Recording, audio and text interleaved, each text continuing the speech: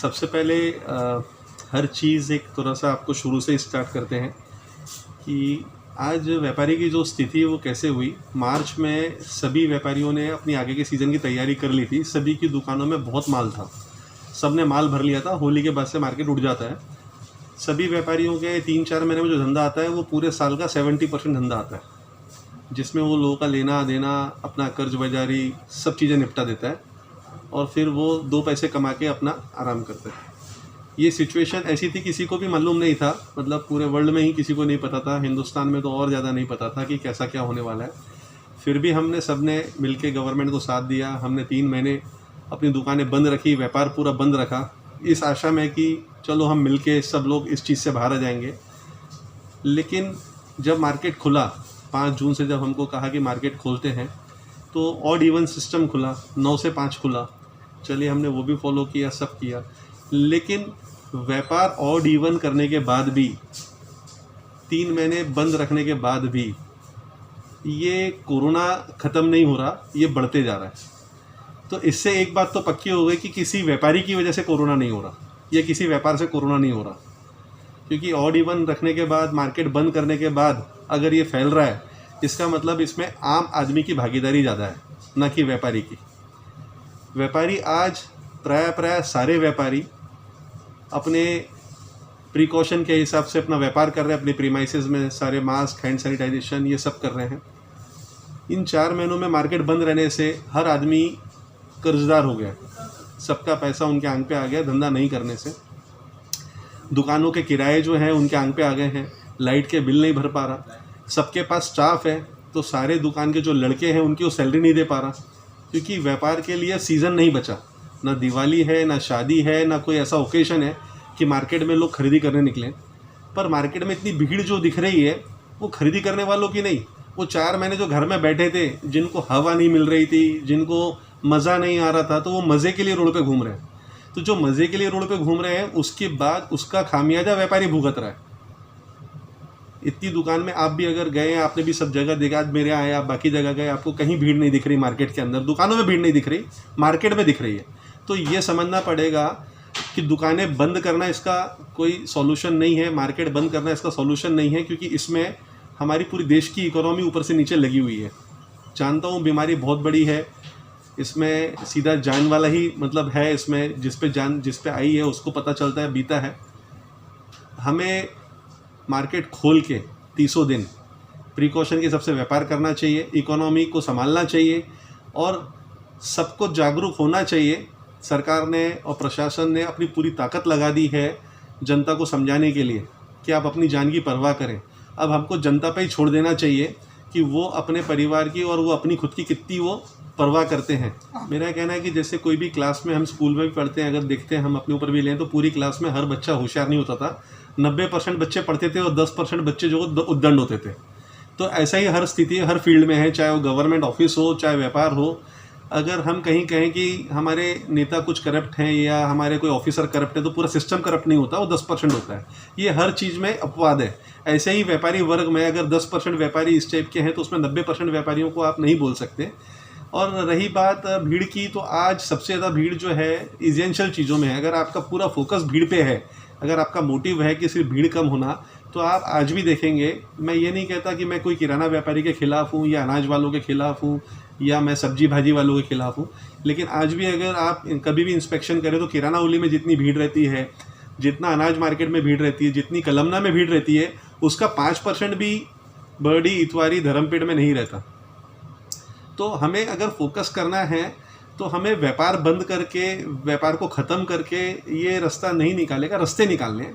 रास्ता हमारा ये निकलेगा कि पब्लिक को एजुकेट होना पड़ेगा, पब्लिक को समझना पड़ेगा कि अगर उसकी वजह से उसका परिवार खतरे में आता है, उसकी बेवकूफ़ी से वो मास्क नहीं लगाता है, थोड़ा सोशल डिस्टेंसिंग नहीं करता है, ये हर आम आदमी जब तक नहीं समझेगा तब तक व्यापार भी खतरे में है और लोगों की जान भी खतरे में। रितेश जी, ये हमने 50 लड़के हमने दिए थे, मैंने खुद दिए थे यहाँ पे, जो कोरोना योद्धा के नाम से हमने एक 15 दिन लड़के हमारे हमने एजुकेट किए। लेकिन जब पब्लिक उनसे उल्टा सीधा कह रही थी और थोड़ा सा अपशब्द और गालियाँ बकते थे, तो बच्चे मेरे से बोलते थे। आज सारे लड़के सेल्समैन हैं, उनको आज मैं पेमेंट दे रहा हूँ और उसके बाद उनका वो काम नहीं था, फिर भी उन्होंने समाज सेवा के लिए, लोगों की जागरूकता के लिए उन्होंने वहाँ पे मास्क बांटे, सबको समझाया। लेकिन लोगों का जो प्रतिसाद था वो ये था कि हमको समझाने की ज़रूरत नहीं, आप हमको ज्ञान मत बांटो। हमने मुंडे साहब का एक वीडियो देखा है जिसमें उन्होंने कहा है कि हमें मास्क लगाने की ज़रूरत नहीं। वो पुराना वीडियो था जब उन्होंने मार्च में दिया था, जबकि किसी को नहीं पता था कि कैसे इसको मतलब फॉलो करना है, पर वो वीडियो अब वायरल हो रहा है। तो लोग ने मतलब इस तरह से हैं कि आज आप किसी का अच्छा करना जाओ तो वो उसको अच्छा भी नहीं समझ में आता। तो हमने वो 50 लोगों की जो टीम बनाई थी उसको मैंने कल से ही वो बच्चों को अलग से वहाँ से हटा दिया, क्योंकि रोज़ रोज़ अगर इस तरह की बातें होती हैं और लड़ाई झगड़े करते हैं लोग, तो मैंने कहा कि इससे अच्छा सब पे छोड़ दिया जाए। जो मैं अभी भी कह रहा हूँ कि हमें अब पब्लिक पे छोड़ना पड़ेगा, क्योंकि प्रशासन भी अब पूरी ताकत लगा चुका है, वो भी परेशान हो चुका है।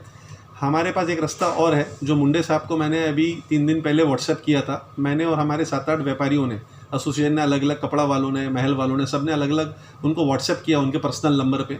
हमने एक सजेशन दिया कि हम व्यापारी होने के पहले एक हिंदुस्तानी हैं, हम नागरिक हैं, हम व्यापारी बाद में हैं। हम ये चाहते हैं कि जिस तरह से रोज़ केसेस बढ़ रहे हैं, हम लॉक अनलॉक इसमें नहीं जाना चाहते। हम चाहते ये हैं कि ये चेन ब्रेक की जाए।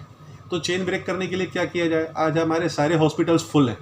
जिस हिसाब से आप भी जानते हैं, मैं भी जानता हूँ कि जीएमसी, आईजीएमसी, फिर प्राइवेट हॉस्पिटल सारे फुल हो गए हैं। चाहे वो राहटे हॉस्पिटल्स हों, चाहे आपका 7 स्टार हो, ओकार्ड हो, सारे फुल है, फुल पैक हैं। लोगों को वहाँ पे बैठ जगह नहीं है। और दिन ब दिन केसेस बढ़ते जा रहे हैं, 700-800 केसेस, 1000-1000 केसेस रोज आते जा रहे हैं। तो मेरा यही एक सजेशन था उनको कि 15 दिन के लिए कंप्लीट कर्फ्यू लग जाए, ना कि लॉकडाउन। लॉकडाउन तो एक्चुअली पेपरों पे ये मजाक बना दिया लोगों ने लॉकडाउन का। आज आप लॉकडाउन करते हो, दुकान लॉकडाउन होती है, दुकान बंद होती है, लेकिन लोग रोड पे घूमते हैं, हवा खाते हैं, पिकनिक बनाते हैं, घूमते फिरते रहते हैं। ये क्या है? वो कंप्लीट उसको घर से बाहर नहीं निकलना है, उसके लिए लॉकडाउन लगाया है। ये थोड़ी कहा है कि व्यापार नहीं बंद करके तू भैया बाहर मजे कर। मजे करने के लिए थोड़ी लॉकडाउन लगाया है। तो कंप्लीट कर्फ्यू लगाया जाए जिसमें इजेंशियल नॉन इजेंशियल चीज़ें कुछ भी चालू नहीं रहेंगी। एक 5 दिन पहले, 6 दिन पहले मुंडे साहब एक पूरा अनाउंसमेंट कर दें कि मैं 15 अगस्त से 15 दिन के लिए कर्फ्यू लगा रहा हूँ, और आपको 15 अगस्त के पहले, मतलब वो 3-4 दिन का टाइम ना देके हफ्ते भर का टाइम दें, जिससे मार्केट में भीड़ ना बढ़े सामान खरीदने की। लोग एक हफ्ते पहले ही तैयार हो जाएं कि हम 15 तारीख के बाद से हम 15 दिन हमको घर से बाहर नहीं निकलना है। और जो घर के बाहर निकलता है उसको डंडे से मारा जाए, जैसा पुलिस ने बीच में किया था, मुर्गा बनाया था, डंडों से मारा था। इस तरह से ज़रूरी है, क्योंकि क्या है भैया, आज हम जितना भी लोगों को समझा रहे हैं लोग समझ नहीं रहे। तो कर्फ्यू यानी कर्फ्यू सिर्फ मेडिकल सर्विसेज और हॉस्पिटल्स यही चालू रहेंगे, बाकी 15 दिन आपको कोई चीज़ नहीं मिलेगी। ये अपन ने समझ के रखना है। और दूध की बात है तो ऐसा कुछ रहे कि एक दिन बंद करके एक दिन चालू कर दें, वो 7 से 12, कि जिससे कि किसी को दूध है, दही है, ये लाना है तो सिर्फ 5 घंटे की सर्विस है, 7 से 12 में वो लाके अपना घर चला सकता है। मेरे हिसाब से तो व्यापारी एक ऐसा वर्ग है जो सबको देता है, वो लेता नहीं है। मतलब आज तक व्यापारी ने सरकार को दिया, लड़कों को दिया, या जहाँ जहाँ देना है वहाँ वहाँ दिया, सब दिया और व्यापार किया। उसके बाद भी उसको वो इज़्ज़त नहीं मिली जो मिलनी चाहिए। क्योंकि आज गवर्नमेंट में जो भी हम टैक्सेशन जाता है या जीएसटी जा रहा है, इसमें आज सारा योगदान व्यापार का है। हम जितना व्यापार करेंगे उतना जीएसटी देंगे, उतना हम टैक्स देंगे। मैंने अभी भी कहा कि 90% व्यापारी लाइन से चलते हैं, 10% हर फील्ड में अपवाद है। तो हम 10% को ना देख के 90% पे ध्यान दें। सरकार से हमें मेरे हिसाब से कुछ नहीं चाहिए, हम अपने आप को सक्षम बनाएं। सरकार हमको सिर्फ 30 दिन काम करने का अगर मौका दे दे, हमें सिर्फ काम करने का मौका मिले, तो हम देश को भी संभाल लेंगे, हम लड़कों को भी संभाल लेंगे, हम समाज को भी संभाल लेंगे, हम परिवार को भी संभाल लेंगे। हमें इससे बड़ा आर्थिक पैकेज कुछ नहीं चाहिए कि हमें हमारा काम करने दी जाए, क्योंकि ये भी हमारी ड्यूटी है। जैसा अगर आप अपने ऑफिस में जाते हैं, सरकारी आदमी एक ऑफिस में जाता है, एक पुलिस वाला काम कर रहा है, एक डॉक्टर का काम कर रहा है, ऐसी व्यापारी भी डॉक्टर और पुलिस वाला या एनएमसी वाले जो काम कर रहे हैं, हम भी वही काम कर रहे हैं, पर हम उससे बड़ा काम कर रहे हैं। हम देश को चला रहे हैं, हम देश की आर्थिक स्थिति में हम भागीदार हैं। तो हमें अनदेखा क्यों किया जा रहा है, मुझे समझ में नहीं आ रहा। मेरे हिसाब से मुंडे साहब जो है लोगों की जान की परवाह कर रहे हैं, और संदीप जोशी जी हैं या जो बाकी लोग हैं जो जनप्रतिनिधि हैं, वो व्यापार की परवाह कर रहे हैं। तो देखिए, दोनों गलत नहीं है। एक पक्ष जो है वो पब्लिक की जान और पब्लिक को बचाने में लगा हुआ है, और दूसरा पक्ष उस व्यापार को संभालने में लगा है, जिसकी वजह से जो सुसाइड केसेस होने वाले हैं, लोग मतलब डिप्रेशन में जाने वाले हैं, बीपी और ये बाकी चीज़ें हो जाएंगी, लोगों को जो बीमारियां बढ़ने वाली हैं। क्योंकि आज कितना भी करो, आज व्यापारी आदमी जब तक उनके साथ जितने लोग जुड़े हैं उनका वो पैसा नहीं देता है। देखिए, आज व्यापार तो हो ही नहीं रहा। व्यापार की कंडीशन ये होती है, व्यापार का मतलब होता है कि आप मतलब धंधा करे, प्रॉफिट कमाए, उसको कहते हैं व्यापार। मुनाफा कमाने को व्यापार कहते हैं। आज तो हम सर्वाइव ही कर रहे हैं, तो हम व्यापार नहीं कर रहे हैं, हम व्यापार से नीचे वाली सीढ़ी पे खड़े हैं। व्यापार वाली सीढ़ी तो अभी आने की है। तो मेरा अभी यही कहना है कि 3 महीने बाद या 2 महीने बाद ये कर्फ्यू लगाएंगे, क्योंकि जब केसेस बढ़ेंगे तो उनके पास कर्फ्यू लगाने के अलावा कोई रास्ता नहीं है, क्योंकि हमारे पास इंजेक्शंस, ये दवाइयाँ कुछ है नहीं। हमारे पास सिर्फ प्रिकॉशंस के लिए mask, hand sanitization, social distancing और कर्फ्यू, इसके अलावा कोई रास्ता नहीं है। तो मेरा यही कहना है कि जो चीज़ कल करने वाले हो उसको आज करो, उसको ज़्यादा बिगड़ने मत दो। आप ऑड इवन ख़त्म कर दो। 15 दिन पूरा शहर आपके साथ है, सारे व्यापारी आपको साथ देंगे, ये मैं आपको विश्वास दिलाता हूँ। एनबीसीसी के अध्यक्ष अश्विन मिहाड़िया से भी मेरी बात हुई, वो भी कहते हैं कि अगर इस चेन को ब्रेक करना चाहें और व्यापारी को, अगर वो जैसे अभी आपने जनता कर्फ्यू किया था शनिवार इतवार को, हमने सबने प्रतिसाद दिया और 100% सक्सेसफुल रहा, वैसे ही हम 15 दिन के कर्फ्यू के लिए समर्थन करते हैं। हम मुंडे साहब से यही कहते हैं कि जोशी जी से कि आप 15 दिन अभी का कर्फ्यू लगा के ये टाइम में आप संभाल लो, ना कि जब दिवाली आ रही है और हमारा नवरात्रि आ रहा है और उस समय आप कर्फ्यू लगाओगे तो वो स्थिति बहुत भयानक होगी। उस समय शायद व्यापार सबका ख़त्म हो जाए, सुसाइड चालू हो जाए और चीज़ें हो जाएं। आज हम संभाल सकते हैं कर्फ्यू को, लेकिन आगे हम कर्फ्यू नहीं संभाल सकते और ना ऑड इवन संभाल सकते इसको। देखिए, अभी तो जहाँ तक ऐसा है कि मेरे पूरे ग्रुप में या हमारे पूरे व्यापार में अभी तक तो किसी को कर्जा मिला नहीं है, क्योंकि कर्जा जो है वो इतना कठिन प्रोसेस है इनका कि आपके कोई ना कोई डॉक्यूमेंट कम हो ही जाते हैं। फिर डॉक्यूमेंट कम हो जाते हैं या डॉक्यूमेंट पूरे होते हैं तो फिर कहीं ना कहीं आपका टर्नओवर कम हो जाता है। टर्नओवर कम हुआ तो कहीं आपकी इनकम टैक्स फाइल कमज़ोर हो जाती है। ये सारा सब कुछ हो गया तो आपने पहले से कुछ कर्जा लिया है तो आपकी एलिजिबिलिटी नहीं बैठती। तो आप ये समझिए कि आज व्यापारी, आज भी हम सरकार से यही कहते हैं या प्रशासन से यही कहते हैं, हमें आपसे कोई आर्थिक पैकेज नहीं चाहिए।